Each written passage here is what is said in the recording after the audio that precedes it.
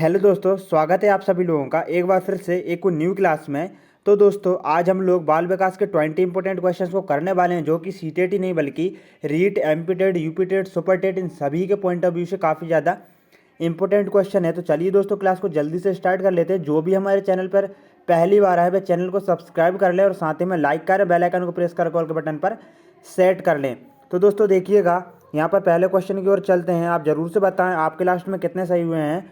तो दोस्तों पहला क्वेश्चन है, वृद्धि को प्रभावित करने वाला कारक है। तो दोस्तों जो वृद्धि और विकास रहता है ना, वहाँ से भी काफ़ी ज़्यादा क्वेश्चन जो है ना सीटेट में तो पूछे ही जाते हैं। तो दोस्तों बताइएगा, वृद्धि को प्रभावित करने वाला कारक कौन सा है? पर्यावरण, जिसमें हम रहते हैं, आहार, ठीक है ना, स्वास्थ्य और ये सभी। तो इसका सही उत्तर क्या हो जाएगा? इसका सही उत्तर हो जाएगा, देखिएगा दोस्तों, यहाँ पर पर्यावरण तो बिल्कुल वृद्धि को प्रभावित करता है। हम पर्यावरण में रहते हैं, यदि पर्यावरण हमारे अनुकूल नहीं होगा तो एक बच्चा है ना, उसकी वृद्धि या मतलब व्यक्ति की मतलब वृद्धि रहती है ना, उसमें रुकावटें तो आएंगी। और आहार, यदि उसे पौष्टिक भोजन नहीं मिलेगा तो उसकी वृद्धि नहीं होगी, और स्वास्थ्य भी ठीक नहीं रहेगा तो भी वृद्धि नहीं होगी। तो हम कह सकते हैं कि ये तीनों के तीनों जो है ना, यह प्रभावित करते हैं वृद्धि को। तो राइट आंसर ऑप्शन नंबर 4 हो जाएगा ये सभी। आगे देख लेंगे यहाँ पर नेक्स्ट क्वेश्चन को, अनुभव द्वारा व्यवहार में परिवर्तन क्या कहलाता है? आपके ऑप्शन हो जाएंगे प्रेरणा, सीखना, चिंतन, स्मृति। तो दोस्तों ये एक परिभाषा भी है, ठीक है ना, क्या है? परिभाषा है। अनुभव द्वारा व्यवहार में परिवर्तन क्या कहलाता है? तो ये सीखना कहलाता है।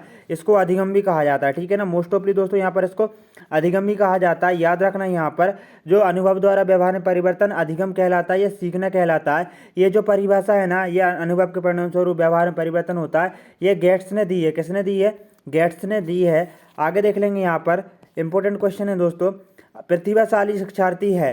तो दोस्तों जो प्रतिभाशाली शिक्षार्थी होते हैं वे कैसा? अभिसारी चिंतक है, बहुत परिश्रमी है, अपसारी चिंतक है, या फिर बहिर्मुखी है। तो यहाँ से दो इंपॉर्टेंट क्वेश्चन निकलकर सामने आने वाले हैं। देखिएगा, सबसे पहले हम जान लेते हैं अभिसारी चिंतक क्या होता है। तो मान लीजिए मैंने आपसे क्वेश्चन पूछा कि जो किला जैसा कि दोस्तों लाल किला है वह कहाँ पर है। आप लोगों ने बताया लाल किला कहाँ पर है? दिल्ली में है, ठीक है ना। कहाँ पर है? दिल्ली में है। चलिए ठीक है, दिल्ली में है। तो यहाँ पर मैंने आपसे एक क्वेश्चन पूछा और आपको यहाँ पर सिर्फ आपने एक सीधा सा आंसर दे दिया, और यहाँ पर आपको स्वतः सोचने का और स्वतंत्र रूप से मतलब कि मौका नहीं मिला है। तो ये हो जाएगा अभिसारी चिंतक। और यदि मैं आपसे पूछता हूँ कि दिल्ली का जो लाल किला है ना, उसकी आप विशेषता बताइए, तो कोई बच्चा कुछ बताएगा, कोई बच्चा कुछ बताएगा। तो यहाँ पर आपको सोचने का अपने हिसाब से पूर्ण रूप से स्वतंत्रता मिल रही है। तो इसे अपसारी चिंतन बोला जाता है। तो एक प्रतिभाशाली शिक्षार्थी वही है जो कि एक अपसारी चिंतक होता है। और अपसारी जो चिंतक रहता है ना, सृजनात्मकता से भी जुड़ा रहता है। किस चीज़ से? सृजनात्मकता से भी यही जुड़ा रहता है। तो याद रखना। आगे देखेंगे, 140 से अधिक बुद्धि लब्धि वाले बच्चों को किस श्रेणी में रखेंगे?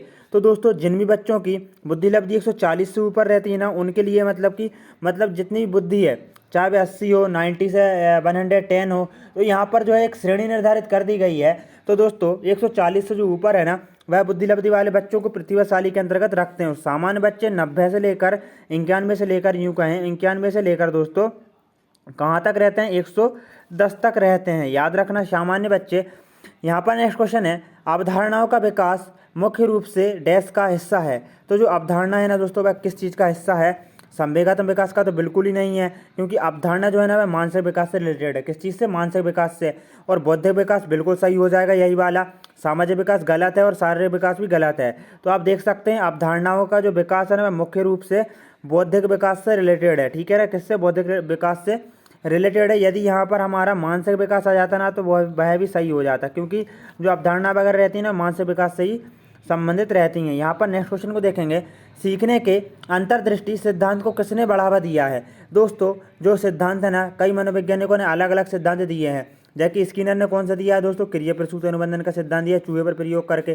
पियाजे ने अपने ही बच्चों पर प्रयोग किया, तो कौन सा सिद्धांत दिया? संज्ञानात्मक विकास का सिद्धांत दिया है। जिनमें इन्होंने 4 विशेषताएं बताई, कौन कौन सी? संवेगात्मक विकास जन्म से 2 वर्ष, पूर्व संक्रियात्मक 2 से 7, मूर्त संक्रियात्मक 7 से 11 और अमूर्त संक्रियात्मक 11 से ऊपर वर्ष की। और उन्होंने अपने ही बच्चों पर प्रयोग किया था। पावलोव को सन 1904 में नोबेल पुरस्कार मिला था शास्त्रीय अनुबंधन का सिद्धांत है ना, वह दिया था। और इन्होंने दोस्तों क्या है कि शास्त्रीय अनुबंधन के सिद्धांत के साथ साथ इन्होंने कुत्ते पर प्रयोग किया था, तो ये याद रखना। और यहाँ पर सीखने के अंतर्दृष्टि सिद्धांत की बात करें तो वह गेस्टल्टवादी मनोवैज्ञानिकों ने बढ़ावा दिया था। अब गेस्टल्टवादी मनोवैज्ञानिक कौन है? अब इनमें आ जाएंगे कोहलर, जिन्होंने चिंपैंजी पर प्रयोग किया था। और कोफका आ जाएंगे। कौन आ जाएंगे दोस्तों? कोफका, ठीक है ना, कोफका, वर्दीमर वगैरह, ये सभी गेस्टल्टवाद के जनक कहे जाते हैं, जर्मनी के थे। आगे देखेंगे, अधिगम में डैश ने प्रभाव का नियम दिया है। दोस्तों यहाँ पर थॉर्नडाइक जो है ना, इन्होंने 3 नियम दिए, मुख्य नियम कौन कौन से दिया। एक तो हो जाएगा दोस्तों यहाँ पर तत्परता का नियम, दूसरा हो जाएगा दोस्तों यहाँ पर अभ्यास का नियम, और उसके बाद एक है प्रभाव का नियम। तो हम कह सकते हैं अधिगम में जो प्रभाव का नियम है वह किसने दिया, थॉर्नडाइक जी ने दिया है। और उन्होंने दोस्तों उद्दीपक अनुक्रिया का सिद्धांत दिया। कौन सा दिया है, उद्दीपन अनुक्रिया का सिद्धांत दिया, और इन्होंने बिल्ली पर प्रयोग किया था। किस पर प्रयोग किया था, बिल्ली पर प्रयोग किया था। दोस्तों एक बात और याद रखना, इनको एनिमल इंटेलिजेंस, ठीक है ना, एनिमल इंटेलिजेंस का जनक भी कहा जाता है, और एजुकेशन साइकोलॉजी भी इन्हीं की बुक है। कौन सी, एजुकेशन साइकोलॉजी भी इन्हीं की बुक है। याद रखना, मोस्ट इंपोर्टेंट क्वेश्चन हैं ये सभी के सभी। बाकी हम लोग स्किनर, पावलोव और पियाजे के बारे में लास्ट क्वेश्चन में देख चुके हैं। दोस्तों परिभाषाओं से रिलेटेड क्वेश्चन भी आते हैं। तो यहाँ पर एक परिभाषा है व्यवहारवादी मनोवैज्ञानिक ने, उन्होंने कहा है मुझे नवजात शिशु दे दो, मैं उसे डॉक्टर, वकील, चोर या जो चाहे वह बना सकता हूँ। तो यह किसकी परिभाषा है दोस्तों, ये जो परिभाषा है ना, ये वाटसन जी की है। किसकी है, वाटसन जी की परिभाषा है। तो वाटसन जी को जो है ना व्यवहारवाद का जनक भी कहा जाता है। लेकिन यदि आपसे पूछा जाए, क्या पूछा जाए कि व्यवहारवाद जो शब्द है ना वह सर्वप्रथम किसने दिया, तो वाटसन जी नहीं होंगे। भले ही उनको व्यवहारवाद का जनक कहा जाता है, लेकिन मैकडूगल ने जो व्यवहारवाद जो शब्द है ना वह सबसे पहले दिया था। समथिंग दोस्तों यदि मैं गलत नहीं हूँ तो 1905 में मैकडूगल की एक बुक है जिसका नाम है आउटलाइन ऑफ साइकोलॉजी। क्या है, आउटलाइन ऑफ साइकोलॉजी एक बुक है, वह किसने दी है, तो मैकडूगल जी ने ही दी है। यहाँ पर हम नेक्स्ट क्वेश्चन को देखेंगे। भारत में अधिकांश कक्षाएं बहुभाषी होती हैं, इसे शिक्षक द्वारा डैश के रूप में देखा जाना चाहिए। तो देखिएगा दोस्तों यहाँ पर बहुभाषी का मतलब रहता है कि देखिएगा हमारे भारत एक ऐसा देश है कि आप यदि 10 किलोमीटर दूर भी जाएंगे ना तो वहाँ की भाषा आपको चेंज दिखेगी। कैसे दिखेगी दोस्तों, यहाँ पर आपको चेंज मिलेगी। तो आप देख सकते हैं एक कक्षा में अलग अलग भाषा बोलने वाले बच्चे रहते हैं, तो उसको बहुभाषी कक्षा कहते हैं। तो एक शिक्षक को संसाधन के रूप में देखना चाहिए, ना कि समस्या के रूप में और ना ही परेशानी और बाधा के रूप में। तो राइट आंसर ऑप्शन नंबर 2 हो जाएगा। यहाँ पर नेक्स्ट क्वेश्चन है, डैश के अनुसार बच्चे सक्रिय ज्ञान के निर्माता तथा नन्हे वैज्ञानिक हैं जो संसार के बारे में अपने सिद्धांतों की रचना करते हैं। यहाँ पर 3 ऑप्शन है, आपको 3 ऑप्शन में से ही बताना है राइट आंसर।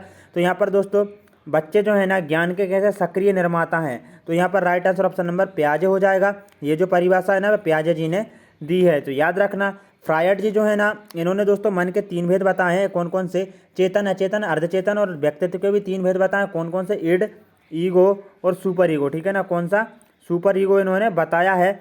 मोस्ट इंपोर्टेंट है सभी के सभी। आगे देखेंगे दोस्तों यहाँ पर बच्चे के समाजीकरण में परिवार डैश भूमिका निभाता है। एक बच्चा है, जन्म लेता है, अपने समाजीकरण जो रहता है ना उसका समाज में रहकर सीखता है, समाज के नियम कानून, तो ये सभी में परिवार की कैसी भूमिका रहती है, मुख्य रहती है क्या, कम महत्वपूर्ण तो बिल्कुल नहीं होगी, रोमांचकारी भी नहीं होगी और गौण भी नहीं होगी। तो राइट आंसर ऑप्शन नंबर 1 हो जाएगा, मुख्य भूमिका रहती है। तो आपने भी देखा होगा एक बच्चे को मतलब कि दोस्तों उसको संस्कार देना, ठीक है, समाजीकरण देना, ये सभी परिवार की मुख्य भूमिका रहती है।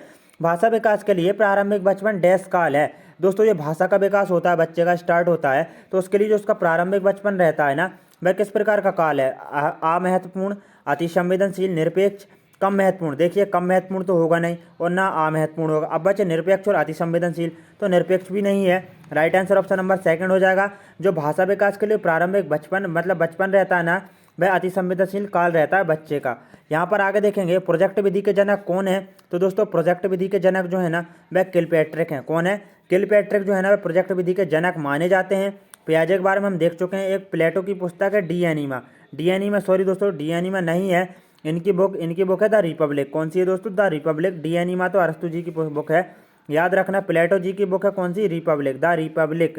तो याद रख लेना, शॉर्ट फॉर्म में लिख देता हूँ। डी एनीमा किसकी है, तो डी एनीमा जो है ना वह हो जाएगी अरस्तु जी की, याद रखना। और एक और बुक है दोस्तों एमएल, कौन सी, एमएल किसकी है, रूसो जी की है। तो मैंने आपको यहाँ पर 3 इंपोर्टेंट बुक्स बता दी हैं, याद रखना। आगमन विधि के जनक कौन है, आपके ऑप्शन है दोस्तों प्लेटो, सुकरात, आर्मस्ट्रॉन्ग या फिर अरस्तु। तो बताइएगा इसका।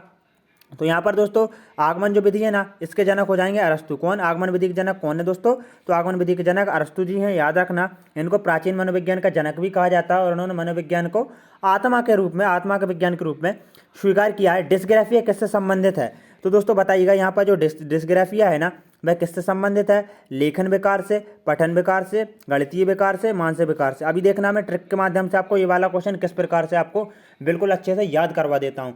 तो देखिएगा डिस्ग्राफिया, तो देखिए दोस्तों यहाँ पर आपको डिस्ग्राफिया में ग्राफ दिख रहा है ना, क्या दिख रहा है, ग्राफ। तो तो आप ग्राफ पे क्या करते हैं, लिखते हैं ना, कुछ भी पेन से करते हैं ना, उस पर जो भी करना हो मतलब कि ठीक है, ग्राफ पे हम लिखते हैं ना, तो उसमें क्या होता है दोस्तों, तो ग्राफ पे यदि हम लिखते हैं तो ग्राफ के आप रिलेट कर सकते हैं कि लिखते हैं तो इसमें लेखन संबंधी जो है बेकार होता है, मतलब कि लेखन बेकार से संबंधित है, याद रखना डिस्ग्राफिया, ठीक है ना, याद हो गई ना ट्रिक के माध्यम से। लेखन बेकार बिल्कुल इसका सही उत्तर हो जाएगा। निगमन विधि के जनक कौन है, अभी हमने आगमन विधि के देखे, अब निगमन विधि के देखेंगे और निगमन विधि और आगमन विधि के कुछ इंपोर्टेंट पॉइंट्स भी देख लेंगे हम इस वाले क्वेश्चन में।